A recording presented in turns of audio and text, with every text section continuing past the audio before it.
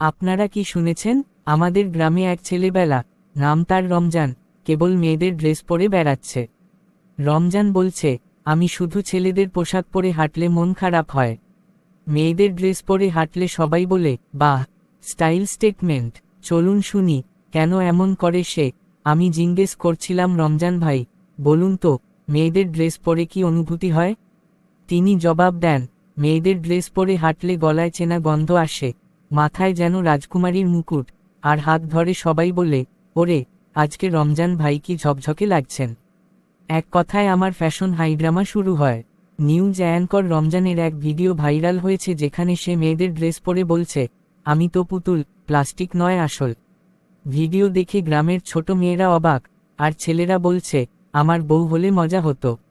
বিশেষজ্ঞদের মন্তব্য, রমজানের এই ট্রেন্ড যদি ছড়িয়ে পড়ে, তাহলে ছেলেরা প্যান্ট শার্টের বদলে স্কার্ট লেহেঙ্গা নিয়ে রাস্তায় নামবে। আর ফ্যাশন ডিজাইনাররা বলছেন, রমজান ভাইয়ের জন্য বিশেষ কাস্টম ড্রেস কালেকশন বানাতে হবে।